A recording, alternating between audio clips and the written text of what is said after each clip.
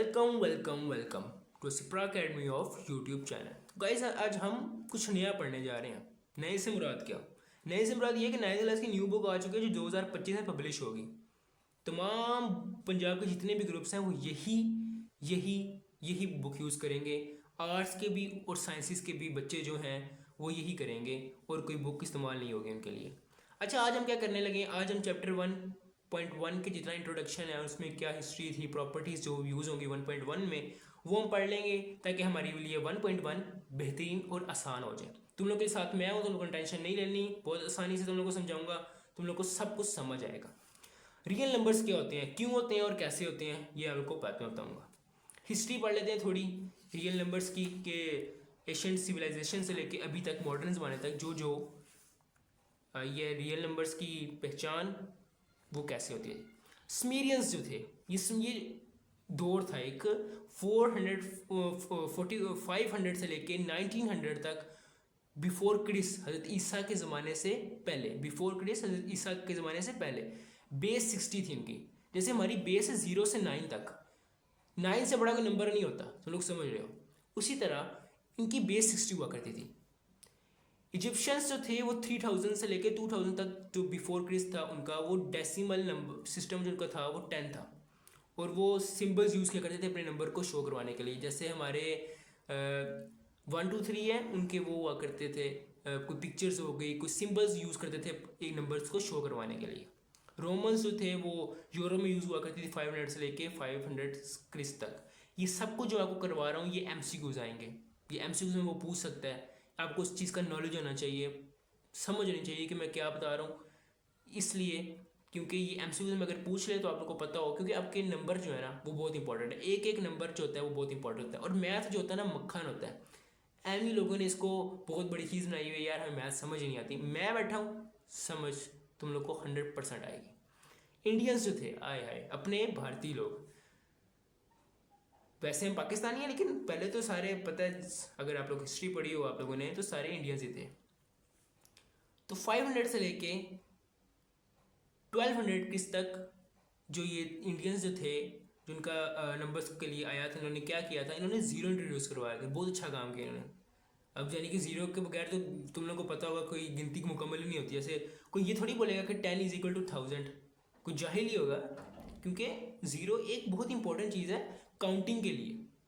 Arabs जो थे वो 800 से लेके 1500 तक जो क्रिस था उन्होंने बहुत अच्छा काम किया। उनका जो अभी तक हमारा चल रहा है ना बेस जो हमारी चल रही है वो 0 से 9 तक थी।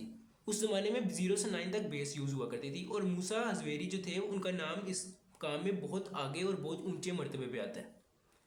फिर मॉडर्न एरा आया जो अभी तक चल रहा है 1700 से लेके अभी तक मॉडर्न एरा आया। उसमें बाइनरी और हेक्साडेसिमल को इंट्रोड्यूस करवाया। और बाइनरी जो होता है वो 0 1 की फॉर्म में होता है, हेक्साडेसिमल 16 की फॉर्म में होता है। बाइनरी वो होते हैं 0 1 होते हैं जो कंप्यूटर अंडरस्टैंड करता है, कंप्यूटर के लिए समझ बूझ आती है। Rational numbers, what is rational numbers? A number that can be written in the form of P/Q।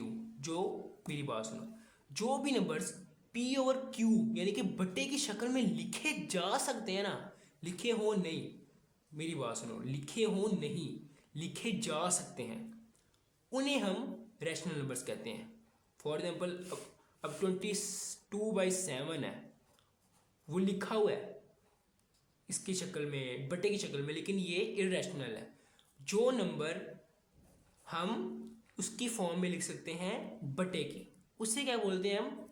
Rational numbers. For example कुछ नॉलेज दे देता हूँ। नेचुरल नंबर्स हैं 1 2 3 4 अप टू इन्फिनिटी, तुम लोगों ने पढ़ा होगा। होल नंबर्स क्या होता है? 0 1 2 3 4 अप टू इन्फिनिटी। इंटीजर्स क्या होते हैं? +-1 +-2, यानी कि वो नेगेटिव भी होते हैं और पॉजिटिव भी होते हैं। इंपॉर्टेंट और बता दूं कि जितने भी यानी कि P/Q जो होते हैं, जो रैशनल नंबर्स होते हैं वो बिलोंग्स टू Z करते हैं, यानी कि वो Z से निकले होते हैं। अब जैसे 3/2 है, 3/2 ये रैशनल नंबर है ना, वो प्लस में है, ये Z से निकला है। अब -3/2 ये भी माइनस वाले इंटीजर से निकला है, तो यानी कि ये दोनों इंटीजर से ही निकले हैं। ये एग्जाम्पल है कुछ समझने के लिए। अच्छा, अब टाइप्स होती हैं रैशनल की। रैशनल नंबर्स के कुछ टाइप्स हैं, 2 टाइप्स हैं, टर्मिनेटिंग और नॉन टर्मिनेटिंग। टर्मिनेटिंग और नॉन टर्मिनेटिंग। टर्मिनेटिंग क्या होता है? टर्मिनेटिंग वैसे इंग्लिश में क्या कहते हैं यार, ये चीज़ टर्मिनेट कर गई है, एंड कर गई है। ऐसे रैशनल नंबर्स जिनकी कोई एंडिंग होती है उसे हम टर्मिनेटिंग कहते हैं, और जिसकी कोई एंडिंग नहीं होती उसे नॉन टर्मिनेटिंग कहते हैं। फॉर एग्जाम्पल, हम किसी नंबर को डिवाइड करते हैं, उसका आंसर अगर पूरा पूरा आ जाए, मतलब कि वो उसका कोई एंड हो जाए, उससे हम टर्मिनेटिंग बोल देंगे। कोई भी नंबर जो तुम लोग को जेहन में आ रहा है, कैलकुलेटर पकड़ो, ट्राई करो, कोई भी नंबर जो छोटा मतलब पूरा पूरा नंबर डिवाइड हो रहा है उसे टर्मिनेटिंग बोल देंगे, और जो डिवाइड नहीं हो रहा उसे नॉन टर्मिनेटिंग बोल देंगे। मतलब कि चलता जा रहा है, देखो चलता जा रहा है। 1/3 जो है 1/9 है, 0.3333 चलता जा रहा है, अब टू इन्फिनिटी हो जा रहा है, 1/9 0.1111 चलता जा रहा है। तो इसके लिए इसको हम कहेंगे नॉन टर्मिनेटिंग। और रिकरिंग से मुराद की बार बार रिपीट, एक ही चीज़ रिपीट हो रही है। अभी अब इसको बार बार जब रिपीट हो रही है उसके ऊपर हम एक बार सा लगाते हैं कि ये चीज़ बार बार चली जा रही है, और इसी तरह इसके ऊपर भी हमने ये लगा दिया। तुम लोगों को समझ आई होगी, बहुत आसान चीज़ है, रैशनल नंबर, टर्मिनेटिंग और नॉन टर्मिनेटिंग। आगे हम पढ़ते हैं इरेशनल नंबर। इरेशनल नंबर क्या होते हैं? वही चीज़ जो रैशनल नंबर नहीं होते वो इरेशनल होते हैं। तुम लोग को समझ में इतना तो आ ही गया होगा। वो सारे नंबर्स जो P/Q की फॉर्म में ना लिखे जा सकें उसे इरेशनल कहते हैं। और इनका कोई ना रिपीटिव नहीं होता है, इनका पैटर्न रिपीटिशंस में नहीं होता। मतलब कि फॉर एग्जांपल ये देखो, जैसे नॉन टर्मिनेटिंग यहाँ था 0.3333 आ रहा था, यहाँ पे 333 एक जैसे नंबर्स रिपीट नहीं होंगे, यहाँ पे अलग नंबर्स चलेंगे। फॉर एग्जांपल पाई है, ई है, कैलकुलेटर पकड़ो तुम लोग, √2 है, √3, ये क्या हो रहे हैं? पाई का क्या होता है? 22/7 होता है ना, ये क्या होगा? 3.1415 और चलता जाएगा। ये कोई एक ऐसा नंबर नहीं आ रही, 1 आ गया, 4 आ गया, 1 आ गया, 5 आ गया, चलता जाएगा। अजीब सा रिपीट नहीं हो रहे होंगे, नॉन करिंग होंगे, रिपीट नहीं होंगे। उसी तरह अंडर रूट वाले वो ज़्यादातर वही होते हैं, इरेशनल ज़्यादातर वही होते हैं जो कि जिनका पूरा स्क्वायर नहीं होता। जैसे √4 है, उसका 2 है, लेकिन √2 का कोई नहीं है, √2 का चलता जाएगा और वो इरेशनल होगा। अब हम मेन टॉपिक पे आते हैं, आखिर रियल नंबर्स होते क्या हैं। तुम लोगों ने दो चीज़ें पढ़ी हैं, रैशनल क्या होते हैं और इरेशनल क्या होते हैं, जो P और Q की फॉर्म में लिखे जा सकते हैं और P और Q की फॉर्म में नहीं लिखा है। जैसे कि तुम लोग नाम से ही सोच सकते हो रियल नंबर्स क्या हो सकते हैं, जो कि असल में हैं, जो नंबर मौजूद हैं, उनका कोई वजूद है, वो रियल नंबर्स हैं। Union of rational and irrational, यानी कि रैशनल को भी मिला दो, इरेशनल को मिला दो, दोनों को मिला दो तो वो रियल नंबर्स बन जाते हैं। अब इसकी कुछ प्रॉपर्टीज़ हैं रियल नंबर्स की। ये MCQs में भी आ सकती हैं, डेफिनेशंस भी आ सकती हैं, क्वेश्चन भी हो सकते हैं इसके। तो हम जब 1.1 पढ़ेंगे आप लोग को सारा ये कहाँ पे यूज़ होना है सब का, तो आप लोग को समझ आ जाएगी। पहले प्रॉपर्टीज़ पढ़ लेते हैं, एडिटिव प्रॉपर्टीज़ पढ़ लेते हैं। जैसे कि क्लूयर है। अब क्लूयर क्या होता है? अब A और B ये दो रियल नंबर्स हैं, ठीक है। A और B हमने दो रियल नंबर्स लिए हैं, उसको अगर हम जमा करवा दें, ऐड करा दें, तो वो भी कोई रियल नंबर ही बनेगा। फॉर एग्जांपल, अगर हम 4 लें, ये एक रियल नंबर है, और 3 लें, तो आंसर क्या आ रहा है? 7 भी तो कोई रियल नंबर ही है ना। 6 है, 3 है, और इसका आंसर क्या आएगा? 9। तो 9 भी तो कोई रियल नंबर ही है ना। मतलब कि दो रियल नंबर्स को ऐड करवाएंगे तो वो 9 आएगा, और उसे हम क्लियर बोलते हैं। आगे कम्यूटेटिव, यानी कि अगर हम दो नंबर को ऐड करवाएं, A + B या फिर B + A करवा दें, तो उनका आंसर तो बराबर ही होगा। फॉर एग्जाम्पल, एक हम लेते हैं 2, रियल नंबर लिया, 3 भी रियल नंबर लिया। अब इसको 2 + 3 करो या 3 + 2 करो, आंसर तो 5 ही आना है। तो ये कम्यूटेटिव प्रॉपर्टी होगी। एसोसिएटिव क्या होती है? कम्यूटेटिव और एसोसिएटिव में फ़र्क मैं तुम लोग को अभी बता देता हूँ, ताकि तुम लोग को जहन में अभी पता चल जाए। कम्यूटेटिव मतलब कि जो दो है, एसोसिएटिव 3। जैसे कि यहाँ पे 3 ऐड हो रहे हैं, यहाँ पे A + B + C, A + B + C। अब इन दोनों को पहले ऐड करवाओ और फिर इससे करवा दो, फिर भी 4 + 3 7 7 9 आ जाएगा, और इसका भी 2 + 3 5 + 4 9। मतलब कि 3 को ऐड एक तरफ करवाओ, तरतीब आगे पीछे कर दो, जमा में एसोसिएटिव उसे कहते हैं जबकि 3 होंगे। तीन नंबर्स रियल नंबर्स को जब हम ऐड करवाते हैं, चाहे उसकी तरतीब हम चेंज भी कर दें, तो वो एसोसिएटिव प्रॉपर्टी में आ जाती है। आइडेंटिटी क्या होती है? एडिटिव आइडेंटिटी क्या होती है? ए प्लस कोई भी एक हम रियल नंबर लेते हैं, उसे हम कुछ भी जमा करवा देते हैं। मतलब एक हमने रियल नंबर लिया, उसमें हमने कुछ जमा करवा दिया, दोबारा वही बन के आ जाए। फॉर एग्जाम्पल ए है, हमने उसमें एक चीज़ ऐड करवाई, यहाँ पे ज़ीरो ऐड करवाया, तो क्या ए बन के आ गया ना। मतलब कि हम ऐसा कोई भी नंबर ले लें, 5 ले लो, चलो 5 में हम ज़ीरो ऐड करवाते हैं तो 5 ही आ जाता है। तो ये एडिटिव आइडेंटिटी है। ज़ीरो इज़ एडिटिव आइडेंटिटी, मतलब कि ज़ीरो में हम कुछ भी ऐड करवाएं, कुछ भी करवा दें ऐड, तो वही बन के आ जाएगा, उसे एडिटिव आइडेंटिटी कहते हैं। इनवर्स क्या होता है?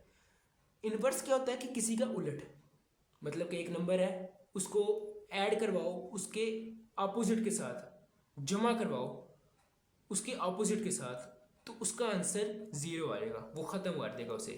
ए प्लस माइनस, यानी कि ए में जमा कराओ माइनस ए में माइनस ए। फॉर एग्जाम्पल 6 में -6 जमा करवाओ तो क्या आएगा? ज़ीरो। उसे हम बोलेंगे inverse. So minus A is additive inverse of A. यहाँ पे अगर प्लस को हमने माइनस प्लस से 5 को -5 से ऐड करवाया तो उसका आंसर ज़ीरो ही आना है। मतलब कि ऐसा नंबर जो इसका एडिटिव इनवर्स हो, उसको ऐड करवाएं, उसका आंसर ज़ीरो आ जाता है। आई होप आप लोग को समझ आई होगी। अच्छा, जैसे हमने अभी एडिशन का पढ़ा, अब हम पढ़ेंगे मल्टीप्लिकेशन का। मल्टीप्लिकेटिव आइडेंटिटीज क्या होती हैं, इसका क्लियर। जैसे हमने पहले पढ़ा कि दो अगर हम रियल नंबर्स लेते हैं, उस वो रियल नंबर्स हैं, अगर उनको हम मल्टीप्लाई कराएंगे तो उसका जो रिजल्ट आएगा वो भी रियल नंबर ही होगा। फॉर एग्जाम्पल एक नंबर ये लिया, एक नंबर ये लिया, ये दोनों रियल नंबर्स हैं। अब जब इनको मल्टीप्लाई कराया तो ये भी रियल नंबर ही निकल के आएगा। कम्यूटेटिव प्रॉपर्टी क्या होती है? जैसे उन्होंने बताया, कम्यूटेटिव से याद करो दो। जब दो रियल नंबर्स को हम ऐड करवाएंगे, चाहे उनकी तरतीब आगे पीछे कर दें हम, यानी ए मल्टीप्लाई बी करो या बी मल्टीप्लाई ए करो, आंसर सेम ही आएगा। वो कम्यूटेटिव प्रॉपर्टी ऑफ मल्टीप्लिकेशन कहलाएगा। जब हम उसे मल्टीप्लाई करेंगे और जब हम उसे डिवाइड करेंगे तो additive commutative property of addition कहलाएगा, जब उसे हम प्लस करेंगे। एसोसिएटिव क्या होती है? एसोसिएटिव से तुम लोग याद आना चाहिए कि 3, जब 3 नंबर को मल्टीप्लाई करवाएंगे, ए बी सी या फिर ए बी इंटू सी करवा दो, तो उनको जब हम मल्टीप्लाई कराएंगे उनका दोनों का आंसर सेम ही आएगा। आगे आइडेंटिटी क्या होती है? मतलब कि यहाँ पे प्लस करवा रहे थे पीछे और यहाँ पे करा रहे हैं मल्टीप्लिकेशन, काम वही कर रहे हैं वो। आइडेंटिटी क्या होती है? अभी तुमने को बताया कि ऐसा नंबर जो उसको वो पीछे प्लस में क्या हो रहा था कि कुछ प्लस करवाने के बाद वही आ जाए, और यहाँ पे क्या हो रहा है मल्टीप्लिकेशन में कि मल्टीप्लाई करवाने के बाद वही आ जाए, तो उसे मल्टीप्लिकेटिव आइडेंटिटी कहते हैं। ए इंटू वन बराबर है ए के, या फिर 1 इंटू ए, यानी कि 1 जो है मल्टीप्लिकेटिव आइडेंटिटी। ये यहाँ पे गलती कर दी, मल्टीप्लिकेटिव आइडेंटिटी होगी।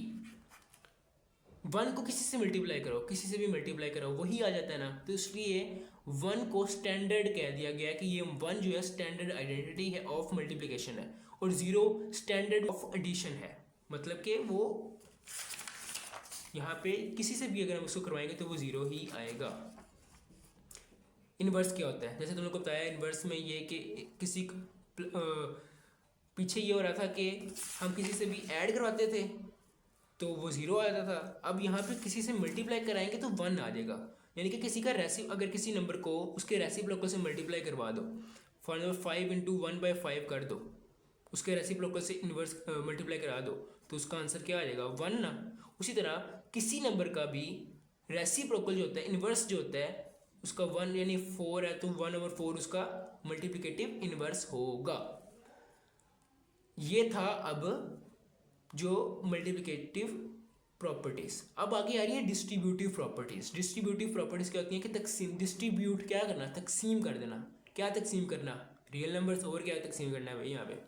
अच्छा, तो लेफ्ट डिस्ट्रीब्यूटिव ओवर एडिशन क्या होता है? यानी कि यहाँ पे एक नंबर को लेफ्ट जो पे लिखा हुआ है उसको राइट पे जो हम दो नंबर्स हैं उसके साथ ऐड करवा देते हैं। फॉर एग्जाम्पल ए को पहले कराएंगे इसके साथ और फिर ए को कराएंगे इसके साथ, तो क्या आएगा? A into B, A B plus A into C, A C, ठीक है ना, ये लेफ्ट डिस्ट्रीब्यूटिव प्रॉपर्टी है। आगे left distributive property over minus, यानी कि इसी तरह को इसको इधर से ए बी माइनस ए सी हो जाएगा, ये left distributive over negative.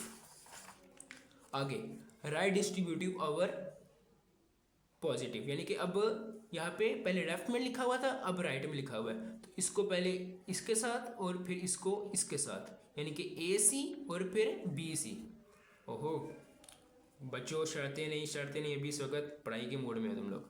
Right distributive over negative, ए सी इंटू बी सी, यानी कि अब यहाँ पे नेगेटिव है ना, यहाँ पे पहले पॉजिटिव था अब नेगेटिव है, यानी कि इसको पहले इसके साथ और फिर इसको इसको इसके साथ पहले, फिर इसको इसके साथ, और दरमियान में नेगेटिव ही लगेगा, चाहे यहाँ पे नेगेटिव होगा तो नेगेटिव आएगा, प्लस होगा तो प्लस आ जाएगा।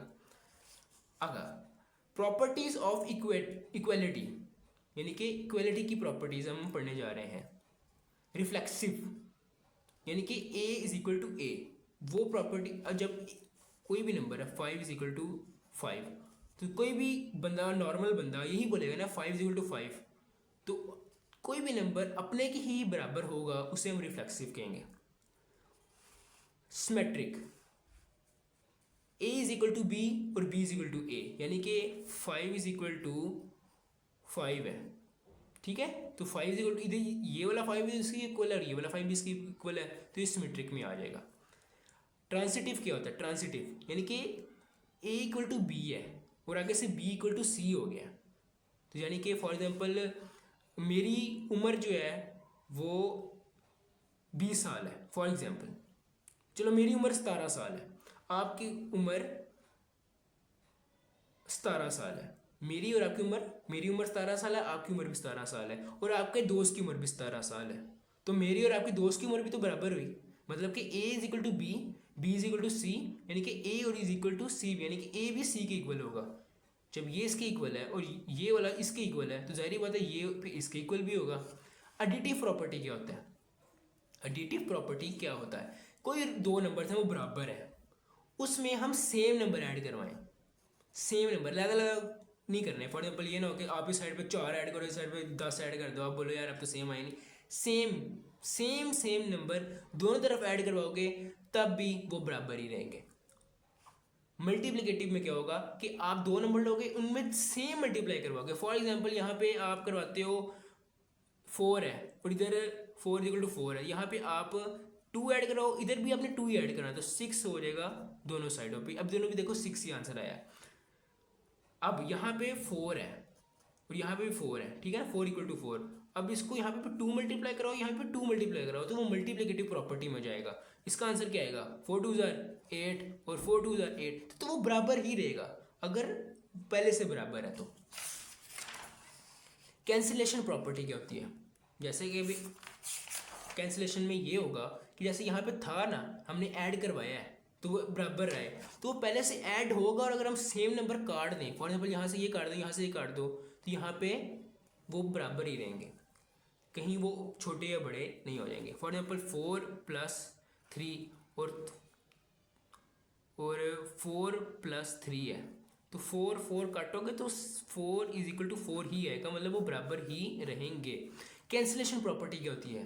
यानी कि cancellation property with respect to, WRT, with respect to, इसके रिस्पेक्ट में, इसके होने में।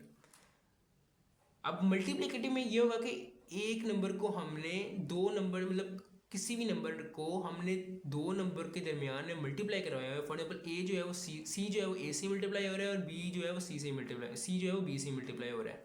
अगर इन दोनों साइडों पे अगर हम सी को काट देंगे तो वो फिर भी बराबर ही रहेंगे, चाहे वहाँ पे प्लस हो रहा था यहाँ पे माइनस हो रहा है। अब अदर प्रॉपर्टी क्या होती है? ये प्रॉपर्टीज MCQs और डेफिनेशंस में आ सकती हैं, इसलिए समझ लो, बहुत आसान चीज़ें हैं, बस तुम लोग को समझ आ जाएगी। ट्राइकोटोमी प्रॉपर्टी क्या होती है? ट्राइकोटोमी प्रॉपर्टी में ये होगा कि फॉर एग्जाम्पल दो नंबर्स हैं, वो रियल नंबर्स हैं, उसकी 3 ही सिचुएशन हो सकती हैं, इससे ज़्यादा कोई सिचुएशन उसकी निकल सकती ही नहीं है। या तो वो दो नंबर बराबर होंगे, या ए बड़ा होगा और बी छोटा होगा, या ए छोटा होगा या बी बड़ा होगा, इससे ज़्यादा कुछ निकल नहीं सकती कंडीशन उस चीज़ की। जैसे अब एक तो ये होगी, अगर ट्रांजिटिव है यानी कि ए वो ग्रेटर है बी से और बी ग्रेटर है सी से, ठीक है ना। ये जो होता है ना, ये सिंबल्स होते हैं, ये ग्रेटर को शो करता है। जिस साइड पे इसका वो मुंह होगा ना, ये वाला, वो ग्रेटर को शो करेगा। अगर इस साइड पे इसका मुंह होगा तो ये वाला इसका ग्रेटर होगा।